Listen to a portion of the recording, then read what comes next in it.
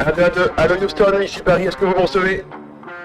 Allô Houston, ici Paris, est-ce que vous me recevez? À vous? Ok, votre mission, si vous l'acceptez, connectez votre réseau LAN au WAN en 5 minutes avec la technologie NATPAT. Ce message s'autodétruira dans 5 secondes. 5.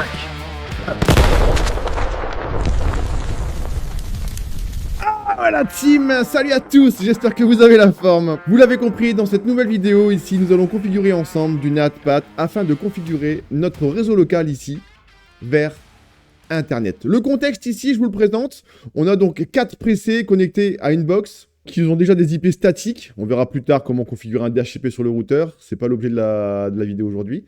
Et on verra comment également se récupérer sur notre routeur ici une IP de notre fournisseur d'accès depuis le WAN pour ensuite autoriser le réseau LAN à se connecter au serveur web, d'accord, dedans, hein, qui ont été simulés dans Internet. Sans plus tarder, on est parti. Avant de commencer donc du coup la configuration du NATPAT, ici, on va venir configurer notre routeur pour qu'il puisse recevoir au moins une IP sur l'interface 0/1. Donc, ici, en conft, dans l'interface FA 0/1, on va donc du coup ici taper, on va d'abord activer l'interface en faisant no shutdown. Voilà. Histoire d'initialiser l'interface. Et ensuite, on va taper IP adresse DHCP afin de recevoir une IP du routeur, du moins du fournisseur d'accès à laquelle je suis connecté. Dans ce laboratoire-là, je simule, d'accord, dans le WAN, un serveur DHCP qui m'attribue cette IP-là.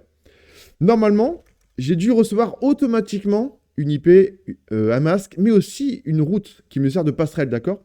Pour preuve, si je fais un do show IP route, j'ai bien reçu la route par défaut, qui, rappelons-le, d'accord, n'a pas été configurée à la base dans mon routeur.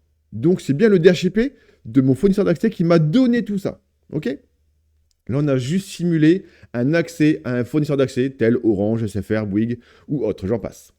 Maintenant, on va pouvoir s'attarder sur la configuration du NATPAT. Ici, si je vais sur mon PC 0, d'accord, si je ping le 8.8.8.8.8, je n'y accède pas. Je vais quand même accélérer le temps, vous verrez bien. Hop, je n'y accède pas. Parce que l'objectif, c'est quand même de traduire ici une IP privée par une IP publique qui est 90.0.0.1, celle que j'ai reçue. Ça, c'est mon IP publique. Donc, avant toute chose, que ce soit pour du NAT statique, NAT dynamique ou du NAT overload, NATPAT, d'accord, il y a plusieurs termes, il est bien d'identifier le côté LAN du côté WAN. On va le faire ensemble. L'interface LAN, c'est l'interface 0/0. Eh bien, cette interface-là sera considérée comme une IP NAT inside. Maintenant, l'interface qui est connectée vers le WAN, celle qui a reçu l'IP DHCP, d'accord, en l'occurrence chez moi, la commande, ce sera IP NAT outside. Il y a le réseau interne et le réseau externe. Comme je voudrais autoriser plusieurs PC à utiliser l'IP public, d'accord, je vais devoir donc du coup ici mettre en place du NATPAT, dit aussi du NAT overload, en français du NAT surchargé. Ça veut dire que l'IP public sera surchargé à chaque fois avec une valeur différente de chacun des PC qui correspondra au numéro de port. On verra ça dans le show IP NAT Translation juste après. Donc pour ça, je vais devoir configurer une access list qui va m'autoriser mon réseau interne. Access list 1 permit any. L'objectif ici, c'est pas d'apprendre à configurer une access list. Je vous montre juste comment on configure du NATPAT. L'access list, ça fera l'objet d'un autre cours, d'une autre vidéo. Et vous allez voir qu'il y aura plusieurs vidéos là-dessus parce que c'est assez technique. J'ai donc du coup configuré ici mon access list. J'ai configuré mon IP NAT inside, mon IP NAT outside. Et bien maintenant, je vais associer mon réseau interne. Donc mon interface interne, c'est l'IP NAT inside, avec ma règle de ma liste 1, donc IP NAT inside source liste 1, vers l'interface FA 0/1 qui correspond donc à mon interface outside.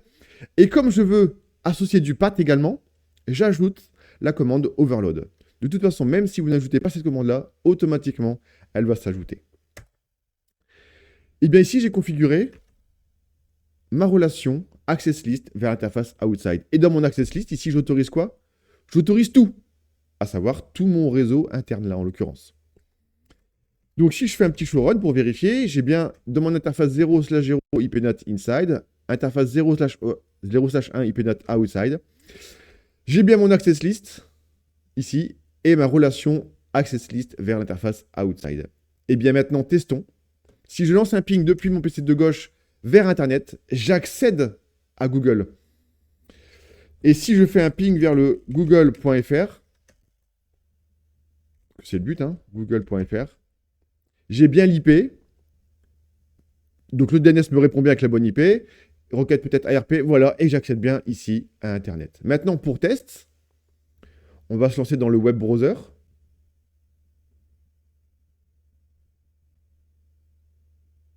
Et je vais taper ici google.com.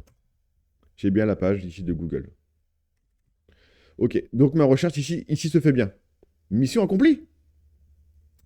Maintenant, on va venir vérifier un petit peu le diagnostic réseau. Si je fais ici la commande show IPNAT translations, je peux voir plusieurs requêtes. Je vois bien ici d'abord mon IPNAT, enfin mon inside local. Ça, c'est l'IP de mon PC. L'inside local. Qui vient du 1.1. D'accord, qui a initialisé des requêtes avec l'onglet des pseudo-ports. Parce que ICMP n'a pas de numéro de port. Hein. 10, 11, 12, 5, 6, ok, j'en passe. Ça, ce sont mes requêtes web, 1025, 1026, ok, à destination de plusieurs serveurs, donc sur le port 53. Tout ça, je le vois. Et cette IP-là a été natée par l'IP public 90001, qui a repris le même numéro de port initialement prévu, initialement lancé. Maintenant, si je lance une requête à partir d'un autre PC,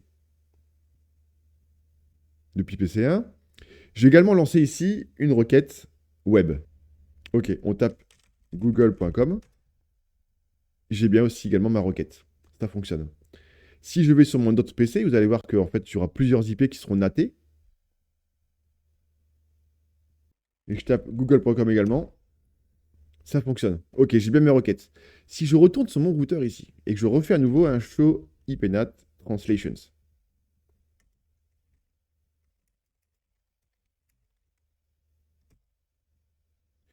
j'ai bien plusieurs IP. J'ai mon 1.1, 1.2, 1.3 qui lance plusieurs requêtes web. Donc ici, j'ai mon 1.1 qui a lancé une requête web, mon 1.2 qui a lancé une requête web et mon 1.3 qui a également lancé des requêtes web. Donc, ce qu'on peut analyser ici, c'est que mon 1.1 a exécuté une trame avec un port source en 1025, qui était également naté avec l'IP public en 1025. Mais on peut voir que le 1.2 a également été naté, enfin, a également utilisé le même numéro de port source. Et regardez, il a été naté avec un port différent. Parce qu'il est important ici que toutes les requêtes mentionnées là soient bien uniques. Depuis cette source-là, voilà, 90001 ici a bien été naté depuis le 1.2 sur le port 1024. Le 1.1 sur le port 1025, 1026 et 1027. Donc ici, on a bien une table de translation correcte. Pour effacer ça, clear IPNAT, translations, étoile. Show IPNAT, translations. Là, on est bon. Donc ici, on a réalisé la mission, hein, où on a configuré le LAN vers Internet. Dans une prochaine vidéo, on verra comment natter un réseau LAN avec des VLAN vers Internet. Ciao.